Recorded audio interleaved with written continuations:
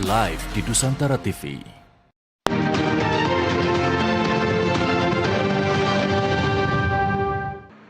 Anda kembali menyaksikan NTV Today bersama saya Rian Antono dan masih bersama kami di studio Direktur Utama Inisiatif Zakat Indonesia Wildan Dewayana. Ya, Pak Wildan berbicara mengenai potensi dari zakat di Indonesia. Dari kacamata IZI sendiri sebetulnya seperti apa Pak untuk mengentaskan kemiskinan? Ya, jadi seperti yang saya sampaikan di awal tadi bahwa potensi zakat di Indonesia itu, zakat aja ini ya, kita belum bicara infak dan sedekah ini, tidak kurang dari 300 triliun ya. Nah, kalau kita coba bandingkan dengan APBN aja, misalnya APBN Indonesia itu 2025 sekitar 3.000 triliun. Jadi kalau ini bisa digalang secara optimal, kira-kira besaran zakat tidak kurang dari 10% angka APBN kita di. Tentu ini jumlah yang cukup besar, sangat material ya. Andaikan itu kemudian bisa kita kelola dengan sebaik-baiknya, mungkin akan berdampak signifikan. Saya melihat bahwa anggaran pemerintah untuk program pengentasan kemiskinan sekitar 400 triliunan itu ya. Jadi sebetulnya kalau misalnya kita bisa betul-betul optimalkan potensi yang 300 triliun lebih, itu minimal itu ya. Saya yakin jumlahnya lebih besar. Kita akan bisa melihat bahwa ini punya potensi yang sangat besar kemudian untuk bisa kita dorong membantu program pemerintah dalam hal ini dalam mempercepat pengentasan kemiskinan di Indonesia. Baik, berarti melihat potensi yang sangat besar sendiri, apakah artinya IZI juga punya program-program yang bisa disampaikan? Tadi sebelumnya kan memang menyampaikan untuk sisi yang zakat produktif. Mungkin bisa digambarkan lebih luas lagi kepada para pemirsa terkait dengan program khususnya di bidang ekonomi dan pemberdayaan. Ya. Untuk ekonomi dan pemberdayaan saya sampaikan tadi bahwa kita punya program Smart Farm Academy. Kita intervensi di bidang pertanian. Kenapa pertanian? Karena negara kita negara agraris. Termasuk pertanian tentu saja adalah para nelayan yang memang berada di segmen-segmen yang memang kurang beruntung di Indonesia ini ya. Nah, kita juga punya program tadi Lapak Berkah, intervensi sebetulnya dalam bentuk perlengkapan produksi. Jadi untuk masyarakat yang sudah punya usaha ekonomi, tapi kemudian ingin meningkatkan kapasitasnya dan memang kita assess itu memang berhak menerima zakat, kita quote and quote modernisasi perlengkapan produksinya, termasuk juga intervensi aplikasi dan sebagainya untuk penjualan dan lain-lainnya gitu. Nah, kemudian kita juga punya program-program yang lain terkait dengan peningkatan kapasitas dan pendidikan dan sebagainya. Nah, sebagai gambaran untuk program ekonomi sendiri, alhamdulillah ya dari pengukuran dampak yang kami lakukan itu berhasil kemudian mengangkat kehidupan para mustahik atau fakir miskin yang kita intervensi itu. Misalnya kalau kita pakai acuan BPS dengan pendapatan per kapita 500 ribuan gitu ya per bulan, ini jumlah persentase yang kami entaskan di atas 70% dari intervensi program ekonomi yang kemudian dilakukan di IZI. Kalau kita pakai misalnya acuan standar miskin yang digunakan oleh Basnas ya, sekitar 7,5 juta rupiah per bulan gitu ya. Nah, ini angka persennya sedikit turun tapi masih cukup tinggi. Angkanya masih di sekitar 16% dari jumlah penerima manfaat yang kami intervensi di program pemberdayaan ekonomi. 16%-nya sudah entas. Gitu ya. Tentu saya kira dengan perbaikan proses, pendampingan dan lain-lain, kita berharap ke depan akan lebih meningkat lagi ini angka keberhasilannya. Dari situ kami yang meyakini kalau misalnya ini kemudian terus kita kawal dan melibatkan lebih banyak elemen-elemen kekuatan masyarakat, tentu akan lebih banyak lagi yang kemudian bisa kita lakukan. Nah, khusus untuk IZI, karena lembaga zakat kita punya momentum yang juga sangat penting, yaitu bulan Ramadan ini ya.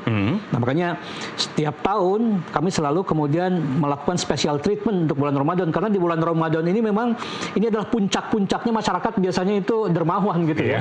Dermawan. Makanya kita mengajak sejak awal mengkampanyekan program namanya Booking Berkah Ramadan. Ya, Ramadannya masih 1,5 bulan lagi nih. Tapi sejak awal kita mengajak masyarakat untuk membooking keberkahan Ramadan. Kita tawarkan, kita punya program-program seperti ini nih.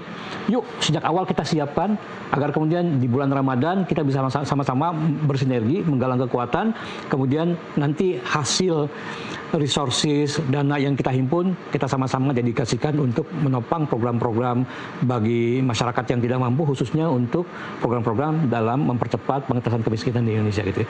Termasuk juga setelah Ramadan misalnya ada momentum kurban itu ya. Kami juga ingin mencoba mengelola program kurban ini bukan hanya potong kambing kemudian distribusikan, tapi kemudian kami berharap program kurban yang kami lakukan juga memang punya dampak produktifnya, sehingga kami bangun program Bina Ternak Kurban Kami buat sentra pengolahan daging kurban, dan itu melibatkan UMKM dan masyarakat di beberapa wilayah di Indonesia. Dan itu memang value-nya jadi semakin tinggi karena memang sejak awal masyarakat kemudian memelihara hewan itu lewat dana zakat yang kemudian kita intervensi, mereka punya hewan gitu ya, dan ketika menjelang kurban kita beli hewan itu ya. Dari situlah kemudian banyak masyarakat yang alhamdulillah bisa memperbaiki rumahnya, karena di kampung biasanya tidak punya toilet kemudian bisa bikin toilet, yang asalnya kemudian tidak punya motor untuk ngantar anaknya ke sekolah dan sebagainya bisa motor. Nah, kita lihat di beberapa wilayah binaan kita, biasanya momentum kurban itu menjadi momentum mereka kemudian bisa beli motor dan sebagainya itu. Ini contoh-contoh bagaimana kemudian kita bisa mengintervensi program-program yang biasa saja, kemudian punya dampak yang lebih luas secara ekonomi. Ini berarti Anda sudah menyampaikan bahwa secara garis besar, secara general banyak kisah sukses para mustahik yang akhirnya sudah level up atau naik kelas. Tapi ada nggak sih kayak satu cerita yang betul-betul membekas sehingga bisa memberi gambaran kepada para pemirsa yang pernah di-handle oleh Easy? Ya, misalnya di program Smart Farm ya, yang asalnya di pemuda ini tidak punya pekerjaan gitu ya. Kemudian kita coba dari awal ajak untuk masuk ke program pertanian. Awalnya kan apa sih pertanian? Itu kan urusan bapak-bapak tuh, orang-orang tua. Enggak gue banget lah gitu masuk ke pertanian gitu. Ternyata ketika kemudian mereka coba gitu ya, mereka melihat bahwa dari program pertanian sendiri mereka bisa mendapatkan penghasilan lebih baik loh.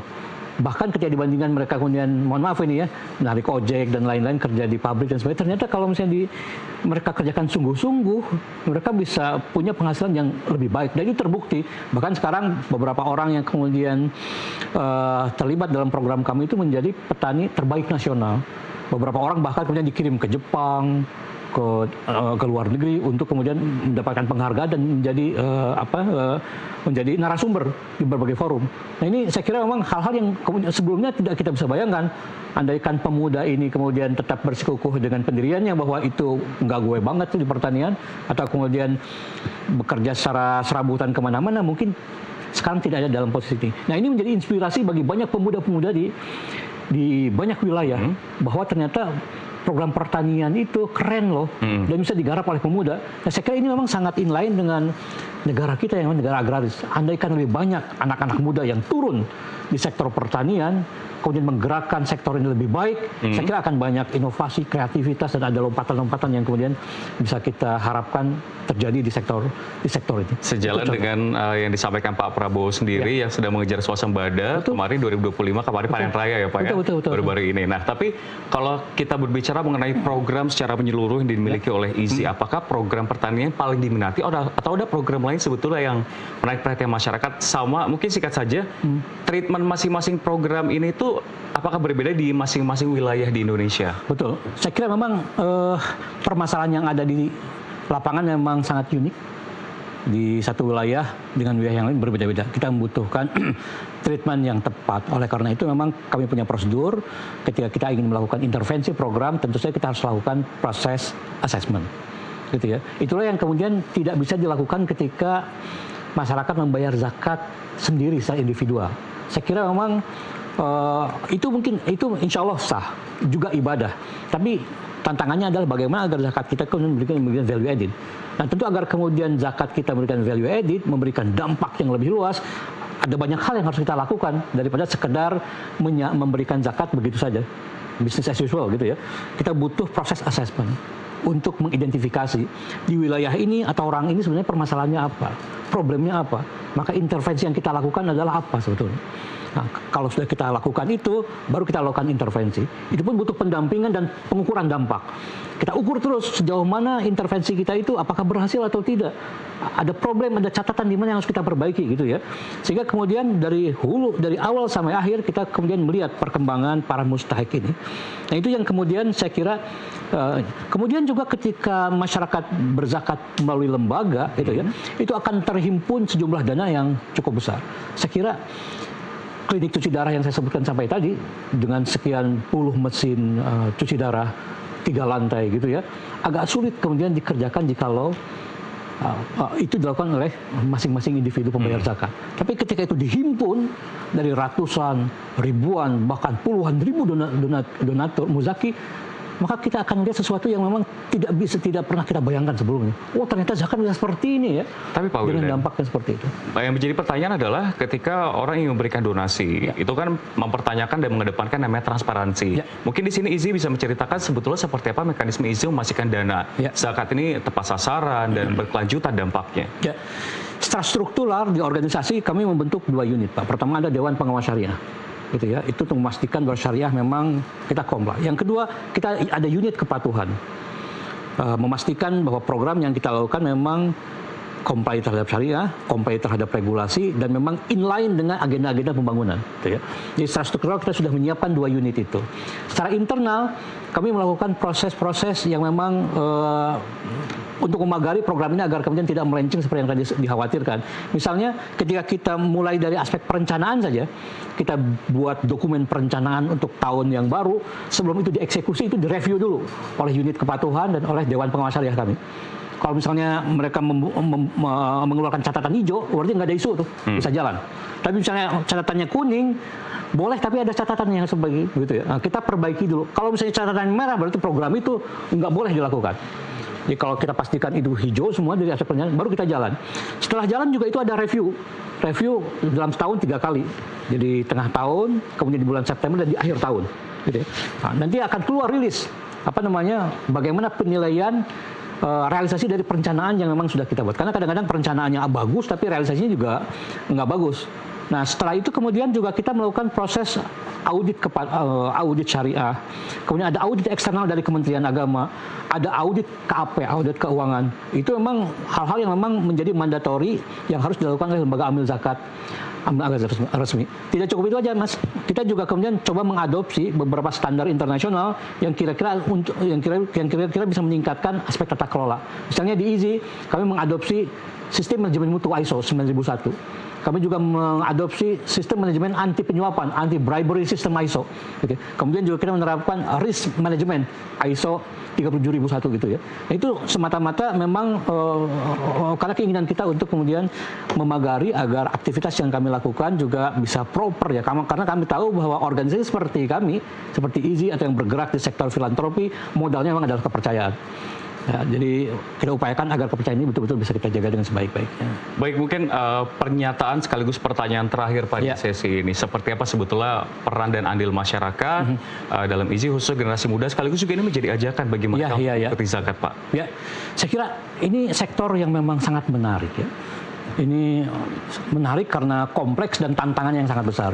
Kita membutuhkan talenta-talenta terbaik untuk kemudian masuk di sektor ini. Saya kira kalau misalnya banyak talenta-talenta di negeri ini yang bisa masuk ya dengan bakat, kecerdasan, inovasi, apalagi kemudian dari anak-anak muda, saya yakin akan semakin terakselerasi program ini. Kita membutuhkan inovasi, kreativitas, itu bagaimana kemudian bisa mendorong agar kemudian pengelolaan zakat di Indonesia semakin maju dan modern, baik dari sisi aspek penghimpunan, kampanye, sosialisasi maupun di aspek nanti penyaluran zakatnya. Kita butuh terobosan-terobosan penyaluran zakat yang inovatif dan kemudian berdampak luas. Nah, kemudian juga saya kira kalaupun toh tidak gitu ya, teman-teman bisa terlibat menjadi relawan gitu ya di Izzy dengan waktu yang sudah ada. Kalau ada liburan, kalau ada waktu luang, silahkan terlibat di aktivitas kerelawanan atau minimal menjadi muzaki, menjadi pembayar zakat ya. Jadi silahkan misalnya kalau teman-teman nih generasi muda nih saya ingin berprofesi sebagai pengusaha sajalah gitu ya. Dan saya kira dorong gitu ya. Baik. Agar menjadi pengusaha yang sukses, dia kemudian suatu saat bisa bayar zakat, membayarkan zakat lewat lembaga yang kredibel. Karena dengan membayar zakat sebetulnya disadari atau tidak, Anda sedang membantu upaya-upaya untuk program peningkatan kesejahteraan dan pengentasan kemiskinan di Indonesia. Dan satu lagi, salah satu value dari zakat itu memang ada moral value-nya. Zakat itu berasal dari orang soleh, dan kita berharap nanti orang yang kita bantu juga, yang kita intervensi juga menjadi orang soleh. Itu yang kemudian membedakan donasi zakat dengan yang lainnya, karena ada misi itu, misi Islamic value, moral value gitu ya, agar kemudian kita berharap orang-orang yang kemudian terkait dengan pengelolaan zakat menjadi orang-orang yang baik lah. Kita butuh negara ini orang yang baik yang banyak gitu ya. Nah, dengan intervensi zakat ini saya kira ini adalah upaya juga kita untuk kemudian bisa meningkatkan. Efek dominonya bukan hanya ekonomi, namun juga moral. Mudah-mudahan insya Allah. Mudah-mudahan. Baik, sekali lagi terima kasih atas kebersamaannya Pak Wildan Dewayan selaku Direktur Utama Inisiatif Zakat Indonesia telah bergabung bersama kami di NTV Today. Sehat dan sukses selalu. Siap, Pak Wildan.